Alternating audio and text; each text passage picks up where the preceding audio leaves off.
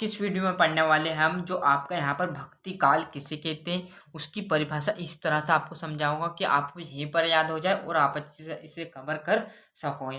तो बिना देरी के फटाफट इसके प्रश्न पे चलते हैं, क्या इसका प्रश्न कह रहा है। तो देखेंगे, भक्ति काल को हिंदी साहित्य का सर्वयुग भी कहा जाता है।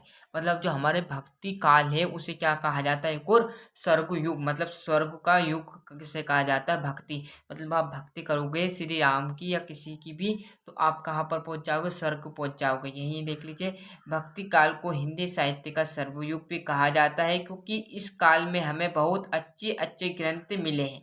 जैसे आप रामचरितमानस पढ़ लोगे, महाभारत पढ़ लोगे, रामायण पढ़ लोगे, वाल्मीकि जी पढ़ लोगे। यहाँ पर ऐसे ही आपको समझना है, यहीं पर समझा दूंगा, याद हो जाएगी। भक्ति काल को हिंदी साहित्य का क्या कहा जाता है, सर्वयुग भी कहा जाता है क्योंकि इस काल में हमें बहुत अच्छे अच्छे ग्रंथ देखने को मिलते हैं या ग्रंथ पढ़ने को मिलते हैं, जैसे रामचरितमानस।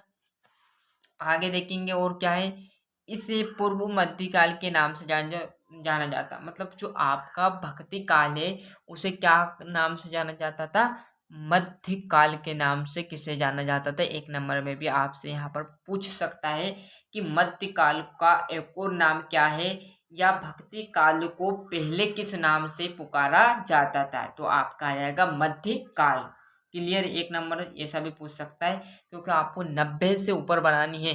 तो भैया ऐसी छोटी छोटी बातों को आपको ध्यान रखना पड़ेगा, स्क्रीनशॉट लेने से कुछ भी होना जाना नहीं है। फिर बता रहा हूँ, इससे आप नहीं पढ़ोगे तो आपका एक नंबर चला जाएगा और आप ऐसे 90 आसानी से नहीं बना सकते। कोई हलवा नहीं है कि हर कोई उठे न चले बना लेगा भैया। क्लियर है। इसका काल 1375 से 1700 तक यह काल विभाजित रामचरित शुल्क ने दिया था। क्लियर दोस्तों, यहाँ पर पूरा आपको समझ में आ चुका होगा। इसे पूर्व मध्यकाल के नाम से भी जाना जाता था। इसका काल संवाद 1375 से आपका 1700 तक यहाँ काल विभाजित रामचरित शुल्क ने दिया था। आगे देखेंगे, इस काल की दो प्रमुख धाराएं भी देखेंगे, साथ ही साथ आपकी जो धाराएं वो भी आप इसी में देख लीजिएगा। ये देखेंगे आप, इस काल की दो प्रमुख धाराएं क्या है, भक्ति काल है। भक्ति काल की दो धाराएं आपको देखेंगी तो आपको सगुण धारा और निर्गुण धारा, मतलब आपकी यहाँ 2 नंबर में भी पूछ सकता है कि आपका जो यहाँ पर भक्ति काल है इसकी दो प्रमुख धाराएं बताइए। तो एक नंबर स्वर्ग धारा, सगुण धारा और निर्गुण धारा। या ऑप्शन में पूछ सकता है आपसे एक नंबर में कि इस काल की दो प्रमुख धाराएं या स्वर्ण धाराएं, सगुण धाराएं किस काल की प्रमुख धाराएं है। तो आपको ऑप्शन में दे दिया भक्ति काल, राइट आंसर रहने वाला है। इस प्रकार से आपको पूरा डिटेल में पढ़ना पड़ेगा यदि आपको अच्छी परसेंट बनानी है। और यदि आपको यहाँ पर 60% बनानी है तो लास्ट में 1 माह 2 माह पढ़ लीजिए, जिसमें आपकी परसेंट बन जाएगी। कोई दिक्कत की बात नहीं है साथियों।